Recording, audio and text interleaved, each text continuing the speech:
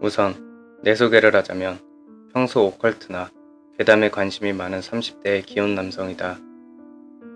예전부터 보로보로의 구독자로서 여러 영상을 봐왔지만 나에게 이런 류의 일이 생길 거라곤 상상도 하지 못했기에 사연을 보내본다.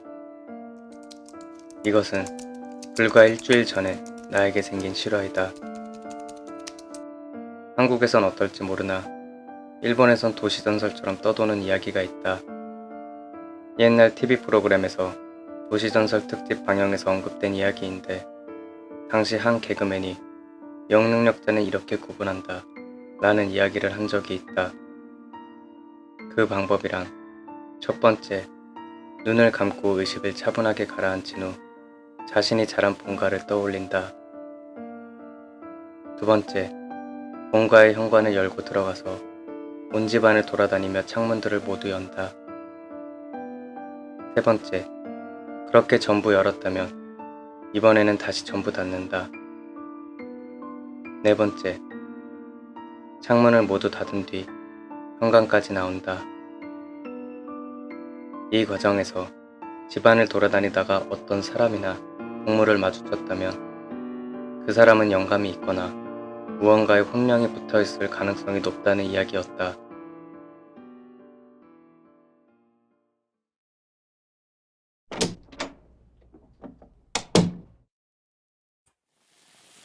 ただいま。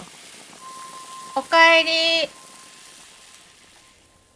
일주일 전 다니던 회사에서 퇴근해 혼자만의 시간을 즐기던 나는 인터넷에 떠도는 괴담들을 읽다가 이 영상을 발견하게 된다.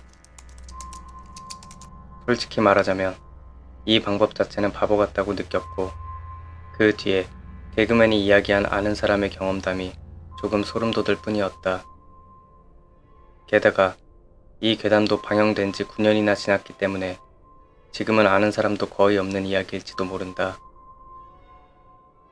그렇게 생각한 나는 조금 더 다른 괴담들을 찾아보다가 아내와 함께 침대에 누웠다. 아내는 아침부터 오후까지 파트타임으로 서빙 아르바이트를 하고 있는데 그날은 옆에서 휴대폰으로 드라마를 조금 보다가 피곤했는지 금방 잠에 들었다. 나는 생각보다 그날 잠이 오지 않아 뒤돌아 누운 채 휴대폰으로 유튜브를 보며 잠을 청하고 있었다. 그때 머릿속에 아까 본 그 괴담이 생각났다. 왜 그랬을까? 나는 그날의 일을 아직까지도 후회한다. 確かに、ベッドでやるもんだったな。 솔직히 말하자면 그냥 호기심일 뿐이었다. 그 개그맨의 토크 영상을 다시 검색해서 보고 방법을 숙지한 채 눈을 감았다. 내가 태어난 본가를 떠올린다. 우리 집은 가난했기에 조부모님을 포함한 아버지, 나의 4인 가족이 38조짜리 아파트에 살았었다. 방은 총 2개, 거실을 겸한 조부모님의 안방, 안방과 부엌은 이어져 있었고 미닫이 문 하나로 구분이 되었다. 그리고 그 부엌을 지나면 아버지와 함께 자던 다다미 2장짜리 좁아터진 한 칸 방이 있고 그 방에 이어 부엌과 현관은 이어져 있는 구조였다. 머릿속에 내가 움직인다.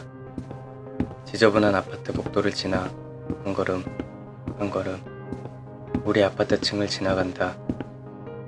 이윽고 우리 집 앞에 도착한다. 현관 열쇠를 돌려 현관문을 연다. 힐끗 보이는 안방 미닫이 문의 실루엣에는 아무도 없다. 내가 항상 자던 방으로 들어간다. 바닥에 이불이 깔려있지만 아무도 없다. 나는 그 방에서 복도가 보이는 창문을 열었다.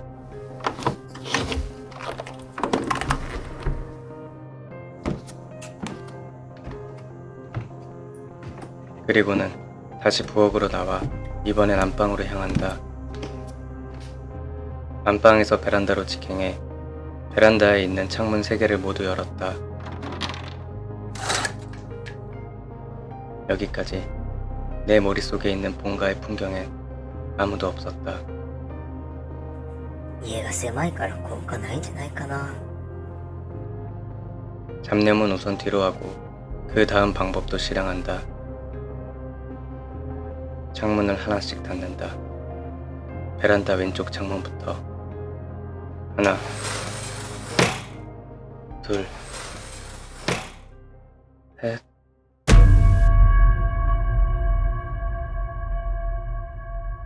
그때 뭔가 이상함을 느낀다. 세 번째 창문을 닫기 전 이질감을 느끼고 황급히 뒤를 돌아보았다. 당연히 그곳엔 아무도 없었다. 나의 상상 속 풍경이 제대로 컨트롤되지 않는다면 그건 확실히 이상한, 오히려 정신병에 가까운 일일 것이다. 하지만 뭔가 달랐다. 온몸에 등을 파고들며 뭔가가 기어오르는 듯한 불쾌한 느낌. 주원이나 링 따위의 공포영화에서도 느껴본 적이 없는, 난생 처음 느껴보는 순수한 공포감이었다. 나는 왜 이런 익숙한 풍경에서 공포가 느껴지는 것인지를 몰랐지만 여기서 멈추는 것도 남자로서 자존심이 상하는 일이 아닐까 싶어 다시 상상 속에서 창문을 닫으려고 했다. 하지만 내 상상이 컨트롤되지 않았다. 나는 도저히 세 번째 창문을 닫을 용기가 나지 않았다. 혹시 내 상상 속에서 이 창문을 닫고 뒤를 돌면 긴 머리의 귀신이 거실에 떡하니 서 있는 것이 아닐까? 만약 그렇다면 나는 어떻게 해야 될까? 평소 영감이 있다고는 생각해보지 않았지만 점점 더 나를 옥죄어오는 알 수 없는 공포감이 들었다. 그런데 그 순간 何 그 소리에 아내도 놀라 펄쩍했다. 나는 감았던 눈을 버뜩 떴다. 이건 내 상상 속에서 들린 소리가 아니었다. 현실의 내 집, 더없이 안락해야 할 공간에서 들려오는 이상한 소리였다. 나는 천천히 눈동자를 돌려 불 꺼진 어둠 속에서 소리의 근원지로 시선을 옮겼다. 창문 밖, 마을의 가로등빛을 반사하며 희미하게 보이는 부엌. 분명 그 이상한 소리는 우리 집 부엌에서 났다. ねえジェン君あれ何の音 들릴 리가 없는 소리가 들렸기에 아내는 한껏 겁에 질린 목소리로 나에게 그렇게 물었다.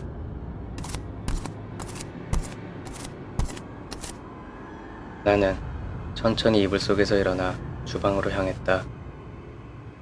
등골을 타고 흐르는 식은땀 한 줄기. 얼른 주방으로 이동해 불을 켰다. 주방은 겉으로 봐선 아무 이상이 없는 듯 보였다. あら、何の音だった？ 천천히 주방을 둘러보았다. 평소와 다를 바 없이 설거지대에 놓인 접시들을 보았다.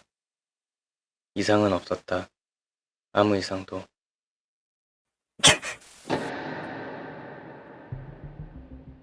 나는 소리의 근원을 확인하고 경악했다. 평소 운동을 좋아하던 아내가 애용하던 텀블러가 대체 어떤 영문인지 바닥에 떨어져 있던 것이었다. 텀블러 안에 알루미늄으로 된 스프링이 들어있었기에 그 소리가 더욱 컸던 것이다. 하지만 소리의 근원을 파악한 나는 더욱 공포감이 들었다. なぜこれが落ちたの？ 분명 텀블러는 싱크대 탁자 위에 안정되게 놓여 있었다. 혹시 지진으로 떨어진 것이 아닐까라는 생각을 잠깐 해보았지만 전혀 잠들지는 않았었기에 텀블러가 떨어질 만한 진동을 느끼지 못할 이유가 없다. 그렇다면 이건 何だったの流しからタンブラーが落ちただけさ。気にしなくていいよ。 잔뜩 겁에 질린 아내의 목소리에 나는 억지로 아무렇지 않은 척하며 떨어진 텀블러를 제자리에 놓을 수밖에 없었다. 내 철없는 호기로 인해 아내까지 겁에 질리게 해선 안 된다는 생각이 들었기 때문이었던 것 같다. 하지만 그렇게 텀블러를 주운 내 손은 작게 떨리고 있었다. 大したことないさ。大したことない。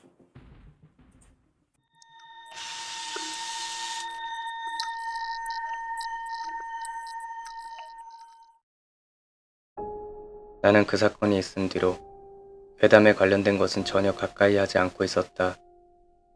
그 일이 있은 뒤엔 무섭기도 했고 또 그런 일이 벌어지면 어떻게 해야 하는지 걱정도 되었기 때문이다.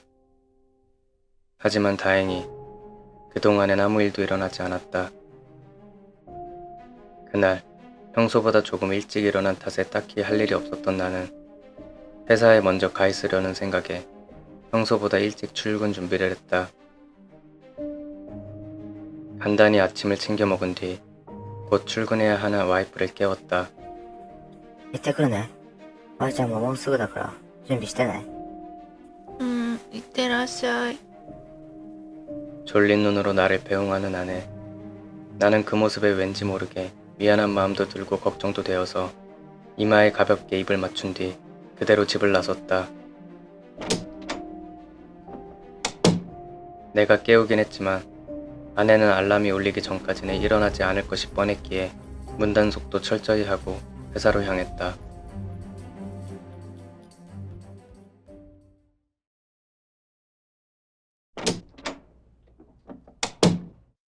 오후 6시. 집에 돌아온 나는 아무도 없는 것을 확인했다. 분명 아내의 아르바이트는 끝났을 시간인데 가끔 퇴근이 평소보다 빠르면 아내는 헬스장에서 운동을 하기도 한다. 나는 별 생각 없이 옷을 벗고 샤워를 한 뒤 누워서 휴대폰을 보고 있었다. 그렇게 시간을 보내고 있는데 그 사이 와이프가 돌아왔다. おかえり。ご飯は？ 가볍게 인사를 하며 저녁밥 이야기를 하려는데 아내의 안색이 이상했다. 그것은 겁에 질린 표정이었다. あのさ、ジェイ君、今朝家に帰ってきてたよね。 무슨 말인지 알 수가 없었다. 나는 분명 문단속을 한 뒤 집을 나서 회사에서 방금 돌아온 참이었다. 違うの？それ、ジェイ君じゃなかったの？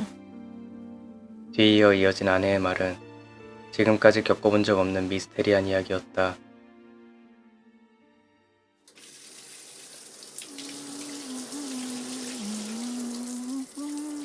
아내는 그날 내가 출근한 뒤 휴대폰을 만지다가 샤워를 했다고 한다.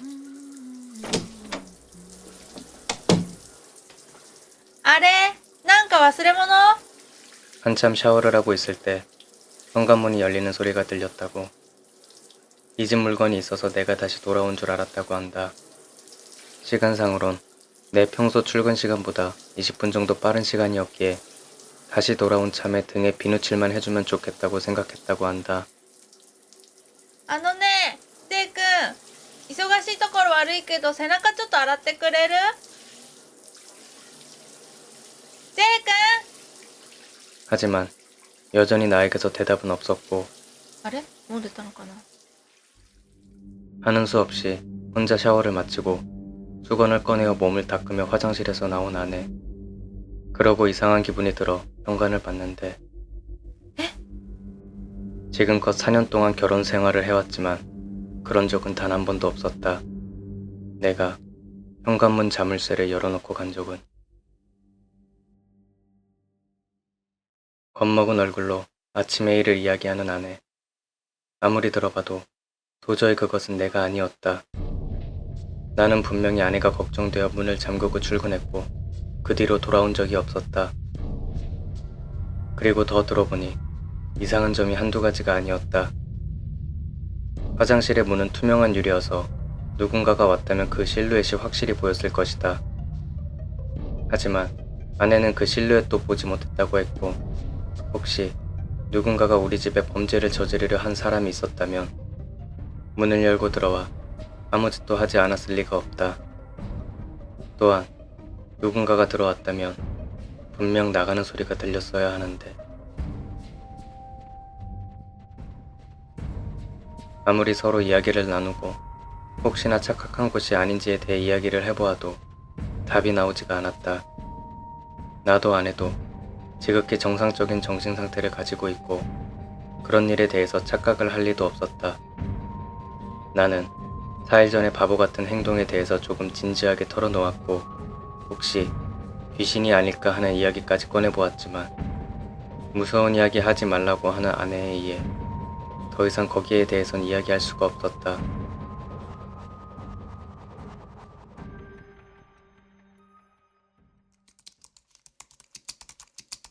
그렇게 나의 그 바보 같은 행동 이후로 일주일이라는 시간이 흘렀다. 우리는 그 일을 애써 기억 속에서 지우려고 노력했고 평소와 다름없이 직장에 다니며 밥을 먹고 잠을 잔다. 하지만 요즘은 집에 들어가는 것이 무섭다. 혹시나 잠을 자다 꿈에서도 내 본가를 보게 될까봐. 그리고 이번에도 창문을 열고 닫게 될까봐. 그리고 내 등 뒤에 서 있는 누군가를 보게 될까봐.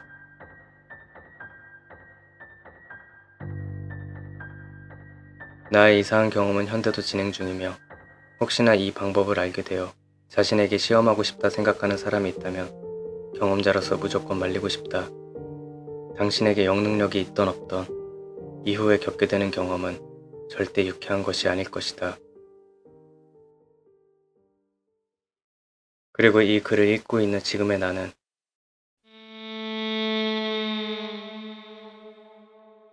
누군가가 위에서 쳐다보고 있는 것 같다.